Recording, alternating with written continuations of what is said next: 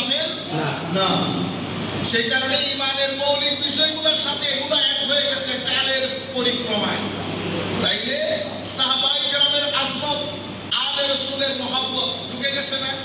কেউ যদি এগুলো সব মেনে ইমামে হাসান, ইমামে হুসাইন, ফাতেমাতুজ জাহরা, হযরত আলী কারামাল্লাহু ওয়াজহুল কারীম এই শখসিয়াতের বিরুদ্ধে, অথবা আইমাই আলে বাইত রাসূল ইমাম বাকের আছেন, মুসা কাযিম আছেন, জাফর সাদিক আছেন, আইমাই কেরামের ব্যাপারে বলতে রাখে আমার নবী ইরশাদ করেছেন, ওয়াল্লাহি আল্লাহর ইজ্জতের কসম, লা ইয়াদখুলু কলবা ইমরিইন মুসলিম আল ঈমান, কোন মুসলমানের অন্তরে ততক্ষণ ঈমান ঢুকে না যতক্ষণ আমার আলকে আমার কারণে মহব্বত না করে। আপনারা বুঝতে পেরেছেন এখন?